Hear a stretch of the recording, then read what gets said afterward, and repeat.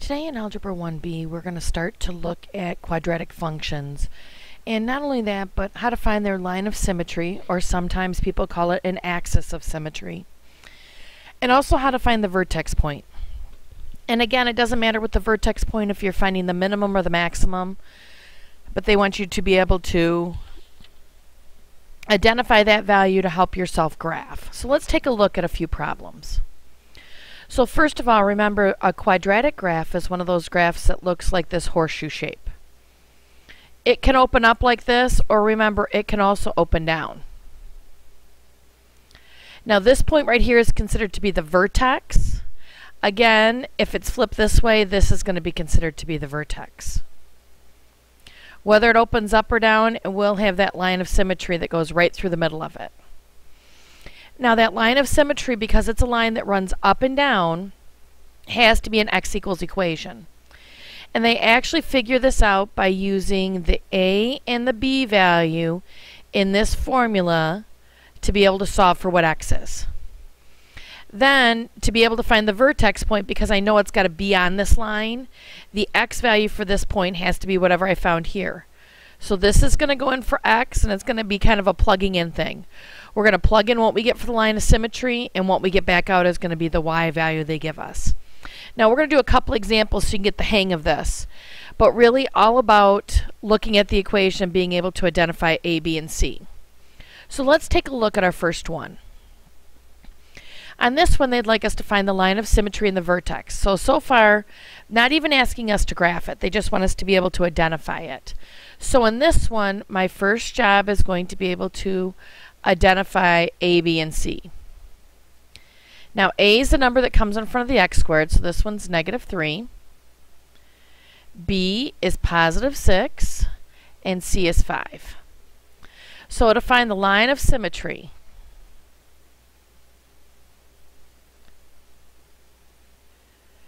my equation is x equals -b over 2a. So -b is like saying the opposite of b. So if b right here is +6, the opposite of that would be -6. And my a value is -3. So this ends up being -6 over -6, which equals 1. So that means that my line of symmetry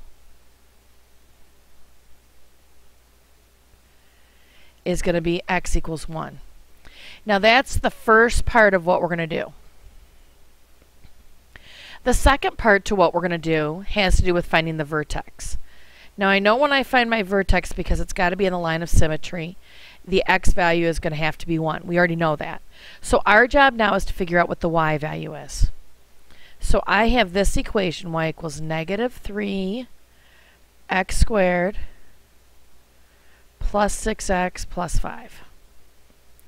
And I'm going to put 1 in there for every x value.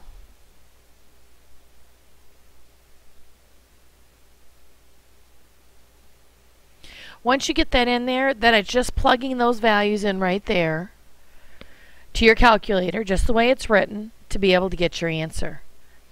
So if I were to plug this all in, I'd end up getting 8 for my x value.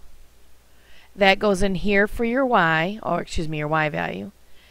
And then that x and y together makes a vertex. So my line of symmetry, that x equals 1, goes here, and this y that I just found goes here. Okay, let's try another one. On this one, remember, we start out finding a, b, and c first. So a in this one is 1, b is -6, c is 9. So to do my line of symmetry, my little abbreviation there, x equals -b over 2a. So -b, remember, is like the opposite of b. So the opposite of -6 is +6. And then a is 1. So this ends up being 6 over 2, which is 3. So my line of symmetry is x equals 3. Now, to find my vertex, I have to put 3 in there for my x value. And I'm going to have to figure out what I get for my y. So hang on, let me change colors here. So first of all, if this f of x bothers you, you could completely pretend it's not there and make it a y. That would be perfectly okay. So y equals x squared minus 6x plus 9. Now if I go in here, my x value is 3. So I'm going to plug a 3 in here, where every single one of those x's are at. So if I were to plug this in, and I can really take this whole thing and put it right in my calculator just the way it's written, I end up getting 0. So that means 3, 0 is going to be my vertex point. Okay, so listen, anytime you need to find the line of symmetry and vertex point, the first thing you do really is to go through and find your A, B, and C. So you can find your line of symmetry and then find your vertex. So there's at least your battle plan for what you're going to do. Okay, now, when they ask you to graph, we're actually going to have to solve this stuff and then make some use of it. So let's take a look at a problem that will deal with that. So in this one, they'd like us to graph a quadratic function. Now listen, that's just my abbreviation for function. You'll see it used quite a bit. And remember, anytime you see this axis of symmetry, that's the same as your line of symmetry. Okay, same exact thing. So let's go through and start to do this. Our first step is going to be, we're going to find A, B, and C so we can find our line of symmetry. So in this one, A is -3, B is 6, and C is 5. Now listen, I just started doing that. Does that remind you of a problem we just did? That is this exact problem right here. So I already know my line of symmetry is 1 and my vertex is 1, 8. Now I could go through and figure that out, but since I already know that my line of symmetry came from this, I may as well use it. And then I know that my vertex is 1, 8. Now, I just want to show you for a minute what I do on my problems, because I think for me this helps.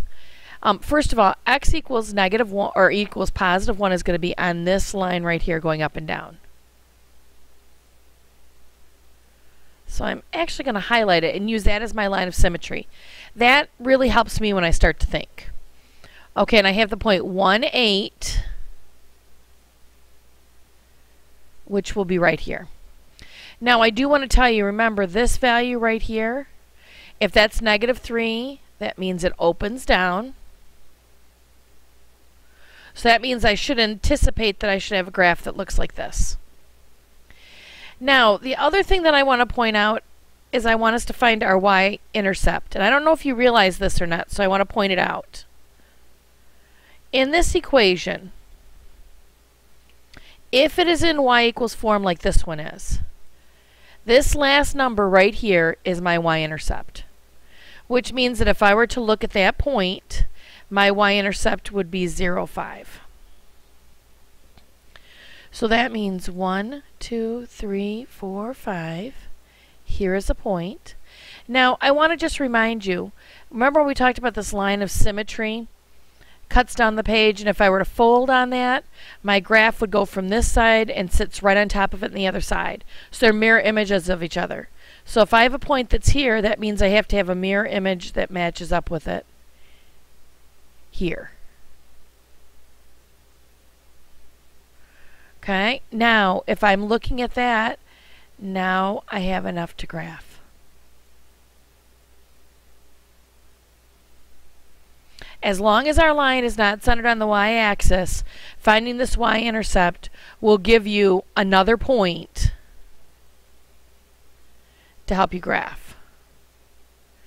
And then don't forget, you have to reflect that point or find its mirror image to be able to get a third point. So remember when I said the 0, 5 was my point here, that I had to have a mirror image on the exact other side of this line of symmetry. Now, most people will draw a dashed line through here for their line of symmetry. So I don't care if that's something, if you would rather, instead of drawing this yellow line, have this line of symmetry that goes through there, you're welcome to do that, but the line has to be dashed if you're using it. Otherwise, use a highlighter. It'll make it a lot easier to look at. Okay, let's take a look at another one. This example 4, this is one you should do a big star next to. It is one you are definitely going to see again. It's on the exam, but it's also a question that they like to ask on things like the ACT. So this one says a projectile starts at a height of 520 feet with an upward velocity of 72 feet per second. So I just want you to look at this equation here. This 520 comes from the starting height being 520. This 72 is here because it's upward velocity. In other words, that's the speed they're throwing it up at when they actually throw this projectile. Or even think of a baseball. You know, like we talked about in class. The baseball, remember, goes all the way up to its highest point and then it starts to come back down. That's really what's happening in this kind of a problem.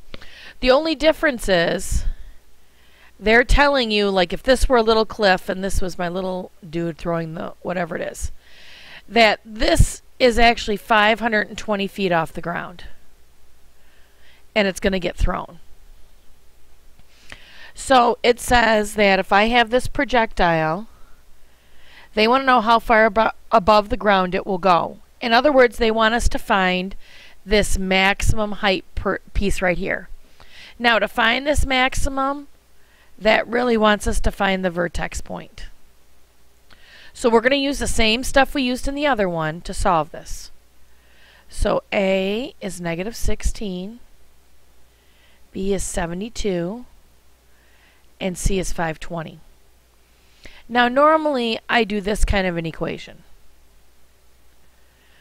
But if you look at this equation up here, they don't have x's in it. They actually have t's instead. So that means I'm going to have to do t equals. Just an exchange here. So on the top, b is 72, so if I do negative b or the opposite of that, it'll be negative 72. And then my a value is negative 16. So if I went, this would be negative 72 on the top. On the bottom, it will be negative 32. Which means it will take about 2.2 seconds for it to reach this maximum height. Okay, so my time is 2.25 seconds. So really what we have to do once we get this is we have to be able to plug it back in our equation to figure out what the height's going to be. So here is my original equation.